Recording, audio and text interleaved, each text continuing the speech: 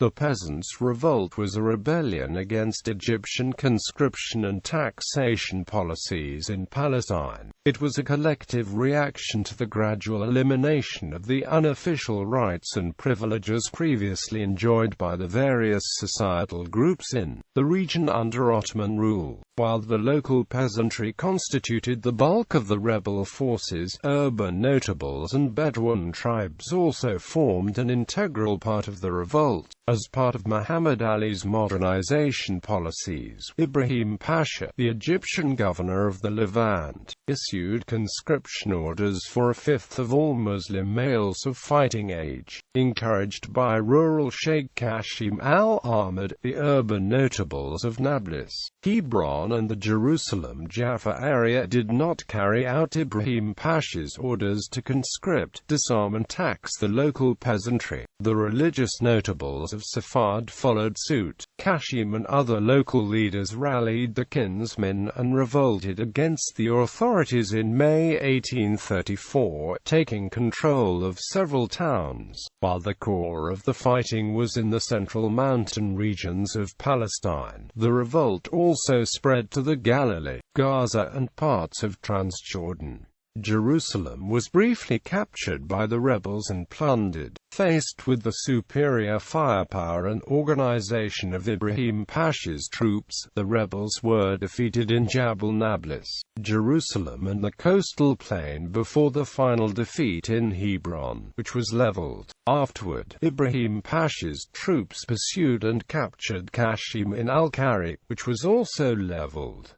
Baruch Kimmeling and Joel S. Migdal argue that the revolt was a formative event for the Palestinians' sense of nationhood in that it brought together disparate groups against a common enemy. Moreover, they asserted that these groups re-emerged later to constitute the Palestinian people. The revolt represented a moment of political unity in Palestine. However, the ultimate intention of the notables and rebel leaders was to force out the Egyptian army and reinstate Ottoman rule as a means of restoring the Ottoman-era standards that defined the relationship between the government and the governed. These standards were made up of the religious laws, administrative codes and local norms and traditions that were disrupted by Egyptian reforms. Background: in consolidating his power, Muhammad Ali, the rebel governor of Ottoman Egypt, was modeling his rule on the bureaucratic organization characteristic of modern European states.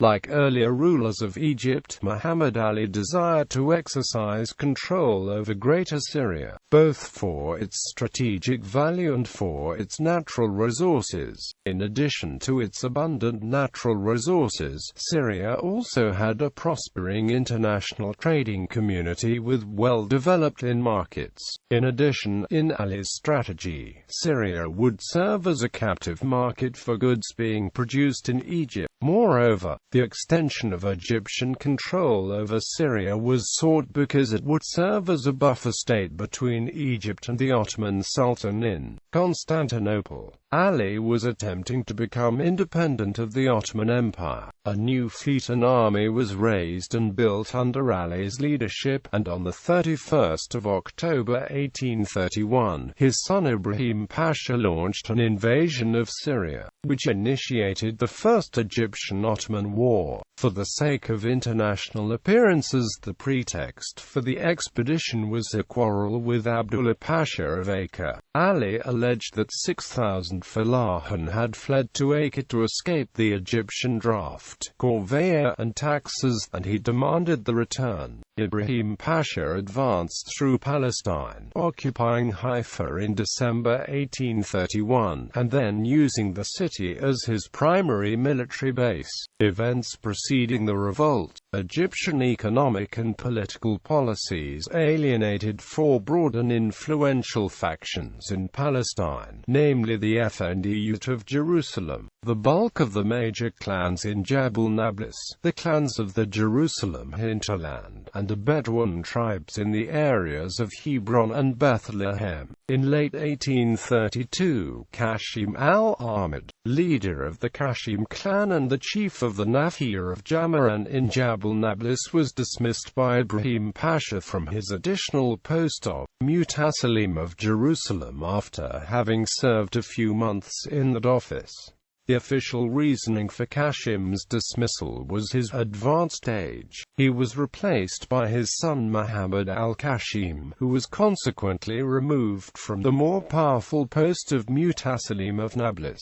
Afterward, Sulayman Abdul Hadi of the Araba-based Abdul Hadi clan, a prominent ally of the Egyptians, was appointed to Muhammad's former post in Nablus. The move was a power play by Ibrahim Pasha and the Abdul Hadis, who were quickly gaining prominence in the region. The members had been appointed to head the Sidna Yale and a number of its districts. The move provoked the Qasim clan's anger with the Abdul Hadi family and the Egyptian authorities. The Abu Ghosh clan, based in the Jerusalem Ara village of Qaryut al-Anab, traditionally served as toll collectors for the Jerusalem-Jaffa road, and were increasingly considered by Ibrahim Pasha to be extortionists. They were targeted by the authorities in 1833. The clan's leadership was arrested, including the head Sheikh Ibrahim Abu Ghosh, and were temporarily sentenced to forced labor in Acre. Relations between the authorities and the Bedouin tribes of south-central Palestine were also antagonistic. Traditionally, during Ottoman rule, the Bedouin were allowed to collect tribute payments from travelers and the inhabitants of the area in return for services to the state. Ibrahim Pasha saw the Bedouin as raiders who exceeded the privileges and abolished this practice.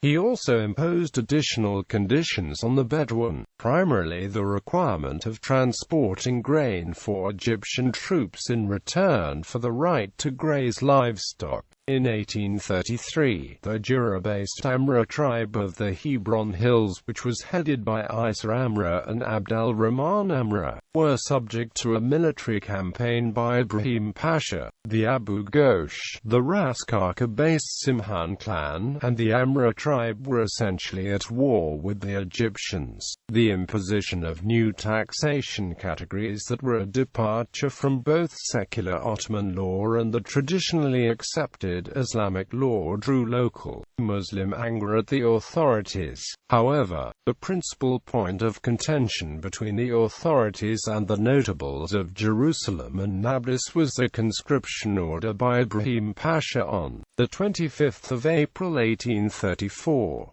That day, Ibrahim Pasha convened with all of the clan leaders from both cities to demand the drafting of 1 out of every 5 Muslim men of fighting age. The order would begin with the conscription of 200 men from Jerusalem, a combined 3,500 men from Sanjak al-Quds and Sanjak Nablus, and 500 men from Hebron.